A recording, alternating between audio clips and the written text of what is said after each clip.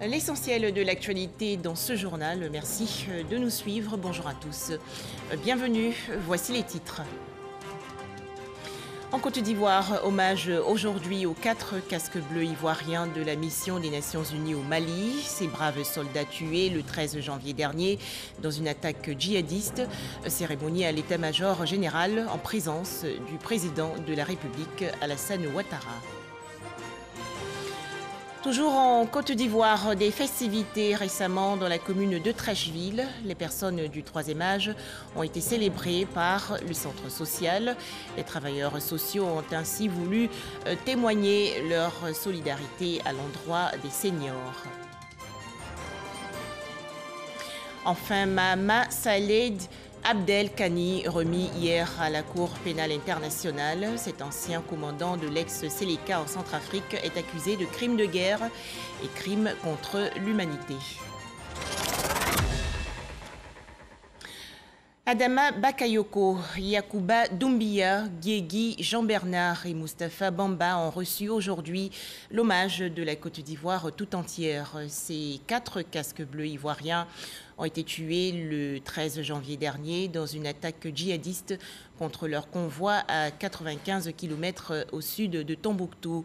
Cérémonie d'hommage aujourd'hui à l'état-major général dans la commune du Plateau en présence bien sûr du président de la République, Alassane Ouattara. Les 4 soldats ivoiriens ont été promus au grade supérieur et élevés à titre posthume au rang de chevalier de l'ordre national.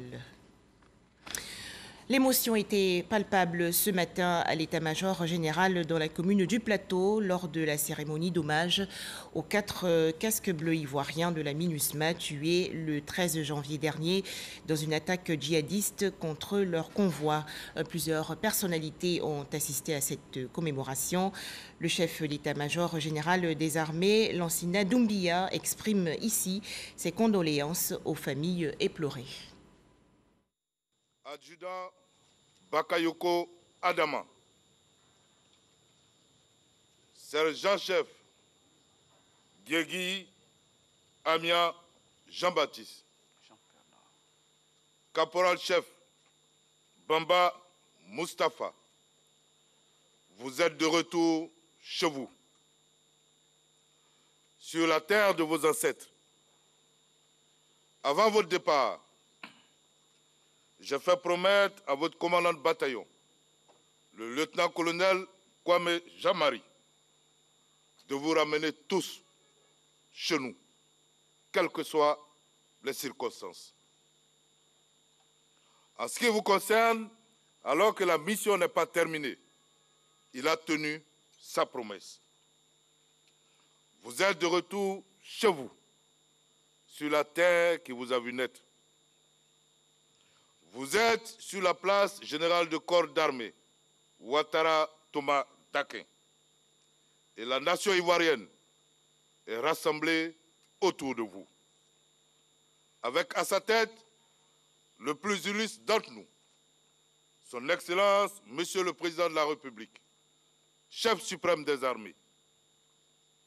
Il a tenu à être présent pour vous honorer, vous témoigner sa reconnaissance pour le sacrifice consenti et nous apporter sa compassion, nous, vos frères d'armes, parents et amis. Mais en plus, au nom du peuple de Côte d'Ivoire, le président de la République a bien voulu vous élever au grade de chevalier de l'ordre national et vous accorder une promotion au grade supérieur.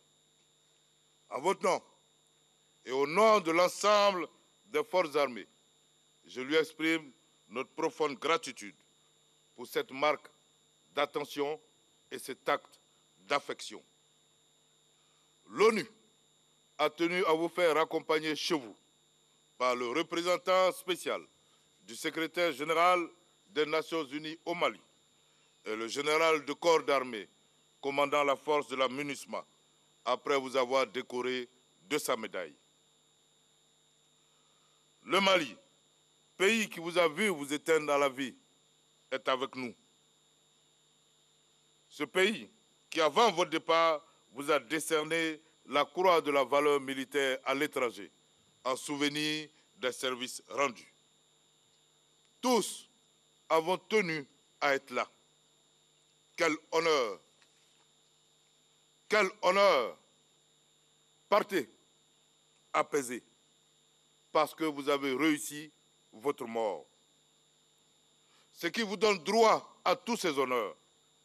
Oui, pour un soldat dont le destin n'est pas de connaître les délices de la retraite, il n'y a pas meilleure mort que celle qui est la vôtre.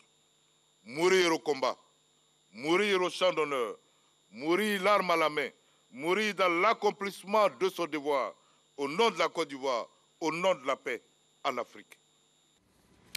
À noter également que le Premier ministre Ahmed Bakayoko a reçu aujourd'hui à la primature dans la commune du Plateau le chef de la mission des Nations Unies au Mali, Mahama Saleh Anadif, après la cérémonie d'hommage au casque bleu ivoirien tombé au Mali. Les précisions dans nos prochaines éditions. Dans l'actualité aussi, les condoléances présentées à la famille de l'ex-président du Conseil économique, social, environnemental et culturel, Marcel Zadikessi, décédé le 13 octobre dernier à l'âge de 84 ans. Le Premier ministre Ahmed Bakayoko, à la tête d'une délégation gouvernementale, était à la résidence de feu Marcel Zadikessi. Autre actualité nationale, une enveloppe de 2 milliards de francs CFA pour soutenir les très petites entreprises, les petites et moyennes entreprises impactées par le coronavirus. C'est une initiative de l'Agence française de développement, l'AFD. Les précisions de Astou Touré. Cet échange de parapheurs marque le démarrage effectif du partenariat entre une filiale du groupe AFD dédiée au financement des petites et moyennes entreprises et une banque de la place. Ce partenariat vise à assister les toutes petites entreprises et les PME affectées par la crise à coronavirus. Notre activité en Côte d'Ivoire est très importante. Elle est très importante pour Proparco, pour l'AFD. Elle l'est également dans le soutien que nous apportons aux TPE et aux PME. Du fait de cette pandémie, de cette crise sanitaire, eh bien, le tissu économique dans tous les pays est fragilisé. Et donc il était important pour nous, en tant qu'agence de développement, d'imaginer avec d'autres un certain nombre de solutions, de réponses au volet économique. La Côte d'Ivoire est le tout premier pays africain bénéficiaire de ce prêt garanti d'environ 2 milliards de francs CFA. On ne peut pas faire de développement si on ne finance pas les petites et moyennes entreprises. Pour moi, le partenariat qui a été signé fin décembre entre nos deux maisons est une nouvelle illustration de cette action continue.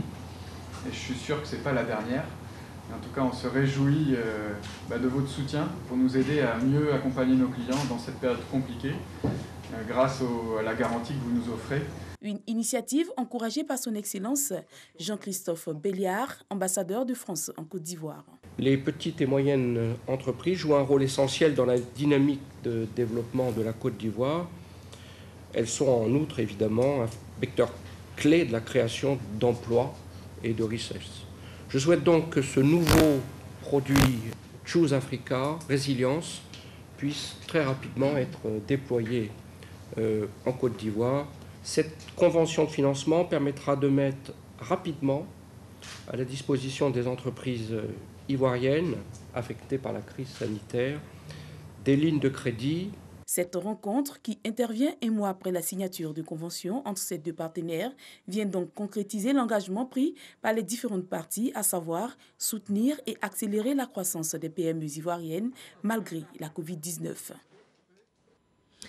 Des hommes d'affaires italiens sont actuellement en mission de prospection en Côte d'Ivoire. Ces businessmen ont été reçus il y a quelques jours par le ministre des Affaires étrangères, Ali Koulibaly. Objectif, développer l'exploitation minière et les ouvrages publics en Côte d'Ivoire. Les explications de Laure Goretti et Herman Guivet. Des hommes d'affaires italiens venus en mission de prospection en Côte d'Ivoire en vue d'explorer les possibilités d'investissement dans le pays. Ils ont été reçus en audience par le ministre des Affaires étrangères, Ali Koulibaly. Dans cette période difficile du Covid, nous avons pensé de pouvoir faire venir nos sociétés italiennes ici en Côte d'Ivoire. On veut venir importer nos connaissances. Le ministre Ali Koulibaly a encouragé cette mission en démontrant les garanties au niveau fiscal et sécuritaire que l'État de Côte d'Ivoire a mis en place pour motiver les investisseurs étrangers vers la destination Côte d'Ivoire. La Côte d'Ivoire offre des possibilités à toutes les entreprises qui manifestent l'intention de venir investir ici, chez nous. Nous soutenons votre mission et vous encourageons, après cette mission de prospection, à revenir pour poser des actes concrets.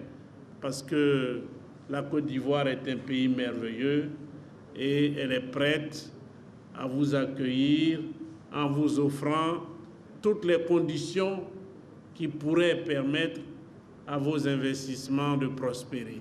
La délégation d'hommes d'affaires italiens est intéressée par le secteur de l'exploitation minière, la fourniture d'équipements, la transformation de produits agricoles et la construction de logements. Cette visite s'inscrit dans le cadre de la redynamisation de la coopération économique et commerciale existant entre la Côte d'Ivoire et l'Italie. Toujours en Côte d'Ivoire, 76 cadres d'entreprises distingués après avoir participé à une formation de 9 mois en management. La cérémonie s'est déroulée le 23 janvier dernier dans la commune de Port-Boué. Les détails, Ahmed Traoré et Alexis Ouedraogo.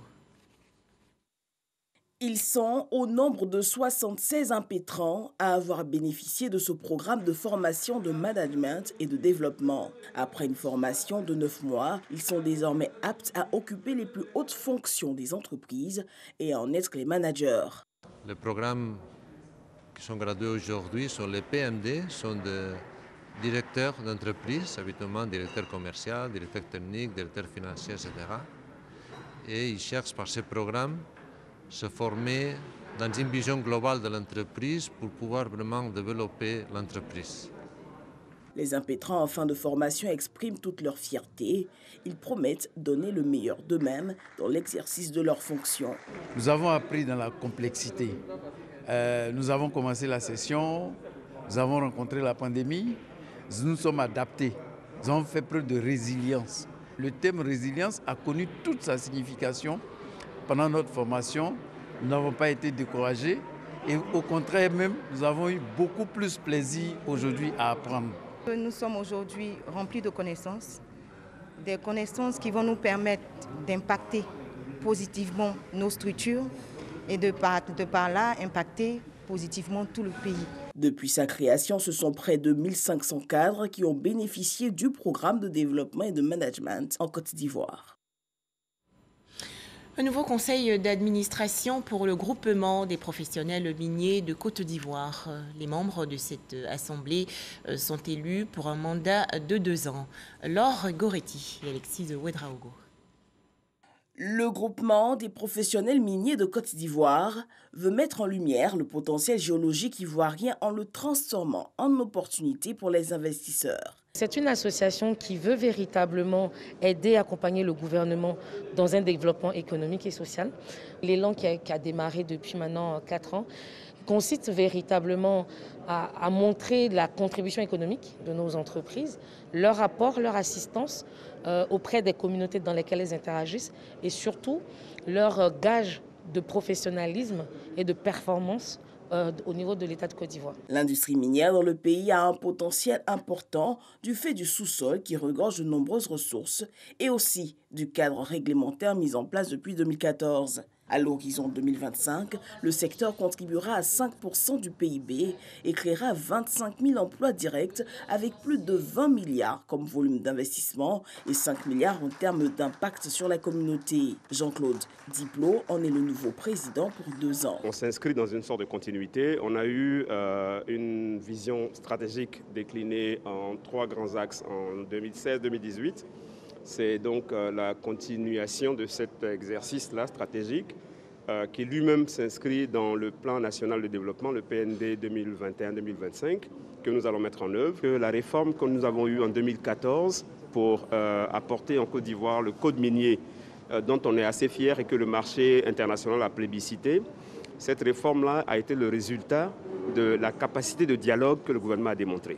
Le groupement des professionnels miniers de Côte d'Ivoire est une association patronale regroupant l'ensemble des acteurs du secteur. Créé en 2008, il regroupe quelques 47 sociétés minières dans le pays.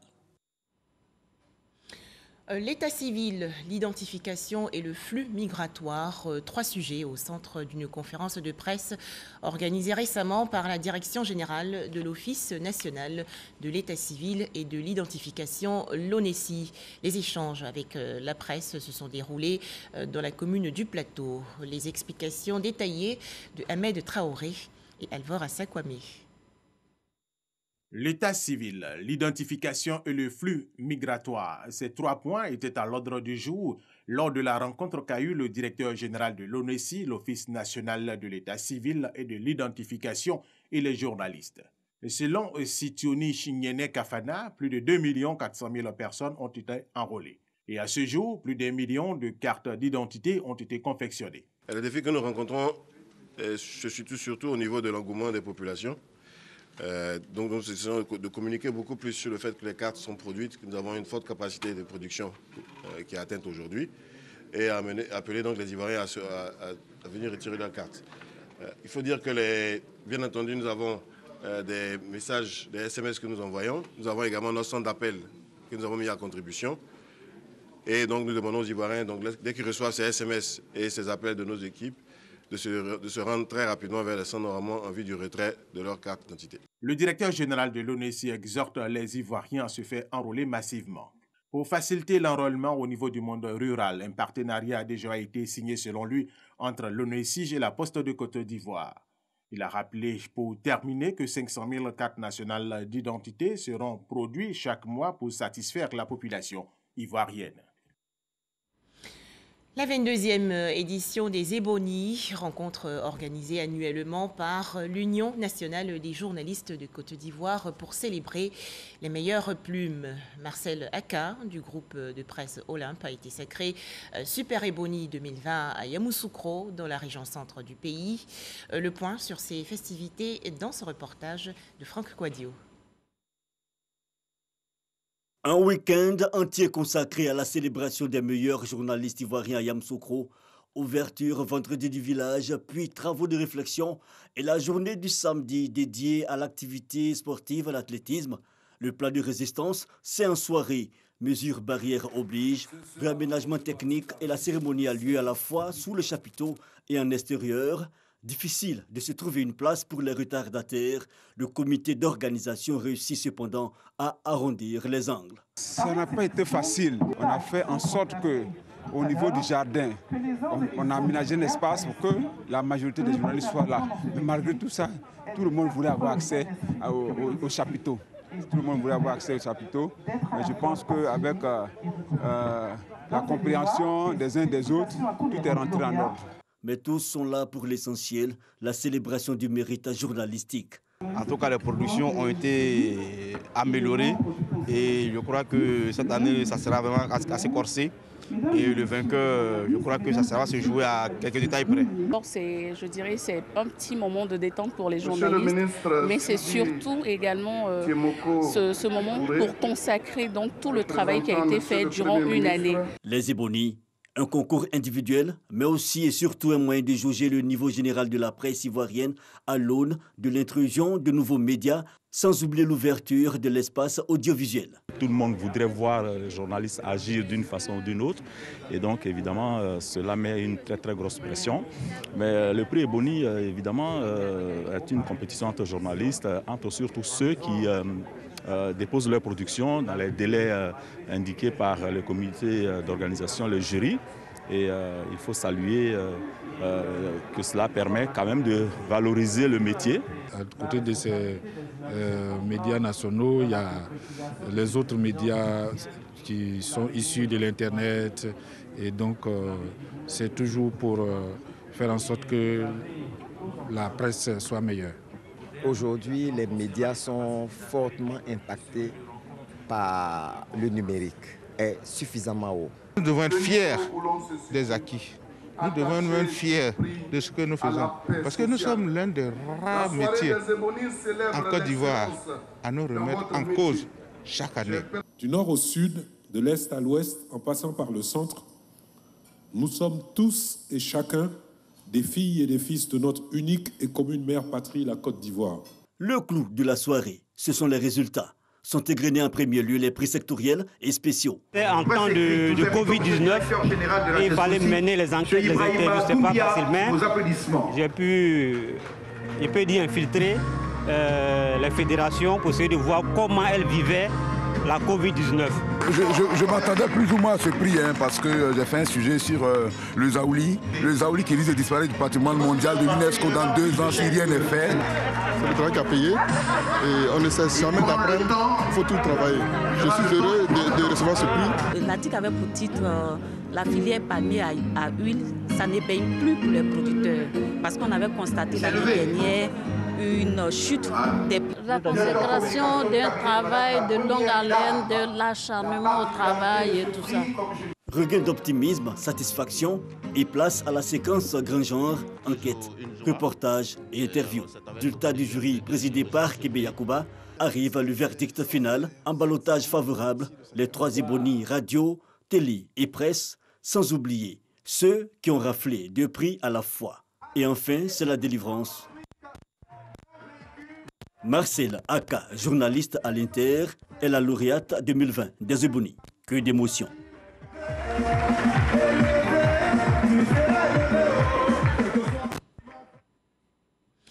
Les gestes barrières contre le coronavirus sont des gestes responsables, alors respectons-les tous.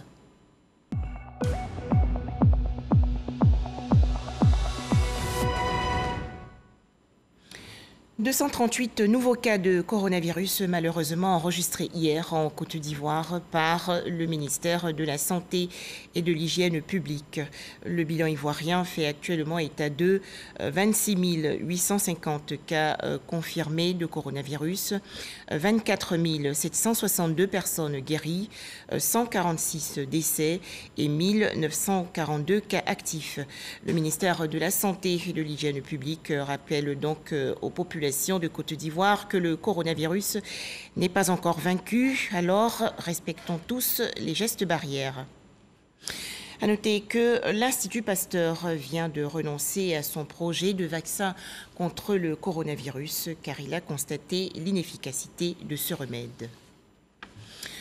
Commune de Trècheville, les personnes du 3e âge ont été célébrées il y a quelques jours par le centre social. Les travailleurs sociaux ont ainsi témoigné leur solidarité à l'endroit des seniors. Le point, Didier Nguessan. Le Café des âges est un rendez-vous mensuel pour communier avec les personnes du 3e âge. Ce centre social dans la commune de Trècheville attache du prix à ses doyennes et doyens qui y sont encadrés au quotidien malgré les maigres moyens financiers et en ressources humaines du centre. Nous avons initié ce Café des âges pour un peu redonner de la joie à nos parents. Nous avons en moyenne 300-400 personnes qui fréquentent ce centre social, on va dire depuis la situation du corona. Voilà.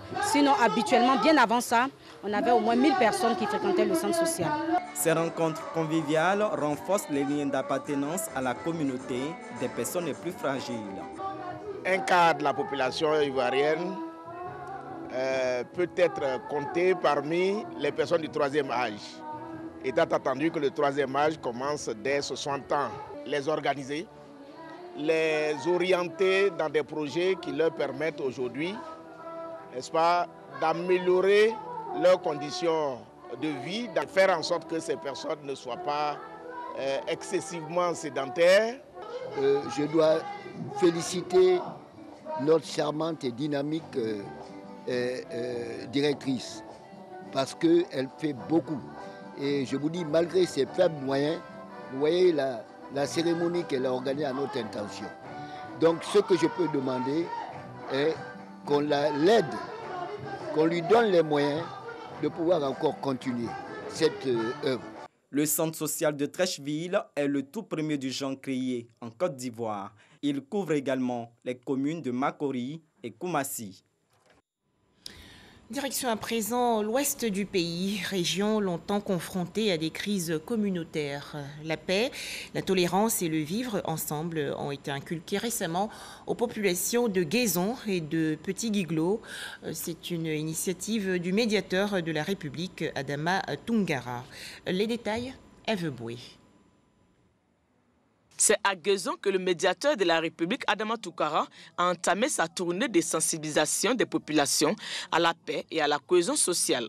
Adama Toungara, face à l'ensemble de toutes les forces vives de Guézon, lance un appel à la paix, à la cohésion sociale et au vivre ensemble. Chers parents de Guézon, je voudrais vous exhorter à œuvrer avec un engagement ferme, à redorer l'image de notre localité aux yeux de la communauté nationale en tournant le dos à l'affrontement, à la violence et à la division. Quelles que soient nos divergences d'opinion et de culture, nous devons apprendre à vivre ensemble dans le respect mutuel et surtout la tolérance.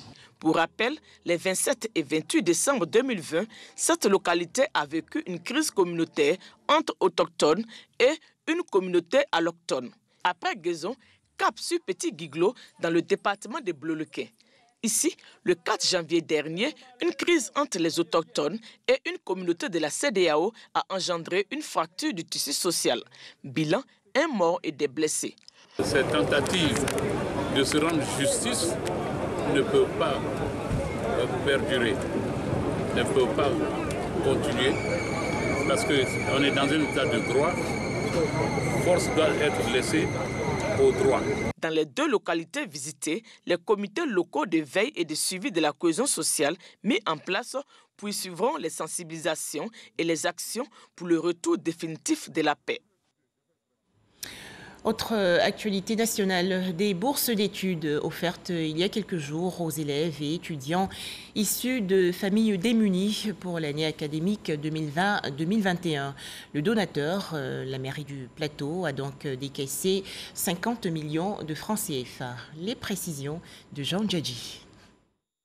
213 élèves et parents d'étudiants du Plateau réceptionnent des ordinateurs et des cartes prépayées d'une valeur totale de 50 millions de francs CFA. Une action sociale du maire Jacques Ewuo et son conseil municipal qui vise à financer les études des meilleurs élèves et à aider les parents d'étudiants démunis de la commune du Plateau. Ces aides scolaires vont de 100 000 à 500 000 francs CFA selon le niveau d'études de l'élève. Je viens de recevoir une bourse de 500 000 francs de la part de la mairie du Plateau. Je suis très heureuse et je remercie le maire, M. Ewuo Jacques Gabriel, pour son geste. Ma satisfaction est totale ce soir. Nous sommes comblés parce que recevoir des prises en charge auxquelles on ne s'attendait pas pour nous venir en aide pour la scolarité de nos enfants, je crois que si toutes les communes emboîtaient le pas pour faire autant, la Côte d'Ivoire serait vraiment grandie. Cette initiative de la mairie est soutenue par une banque partenaire et le comité de développement des quartiers du Plateau. Notre objectif, c'est de faire de telle sorte que nos populations, que nos jeunes font partie justement de cette catégorie sociale importante pour le Plateau et pour la Côte d'Ivoire. Il était important qu'on puisse agir, aider, soutenir, accompagner. La réussite de demain passera par une bonne formation. En 2020, plus de 20 millions de francs CFA en bourse d'études ont été distribués à 96 élèves de la commune du Plateau. Le maire Jacques Ewuo s'engage à faire de sa circonscription un exemple d'éco-citoyenneté.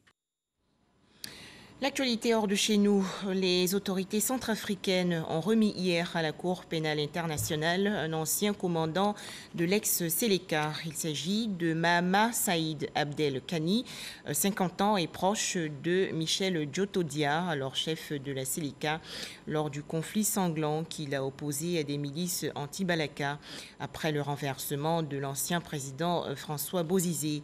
Mahama Saïd Abdel Kani est soupçonné de crimes de guerre et crimes contre l'humanité. Du sport à présent, les Lions indomptables du Cameroun et les Aigles du Mali, déjà qualifiés pour les quarts de finale du championnat d'Afrique des Nations, le CHAN 2021.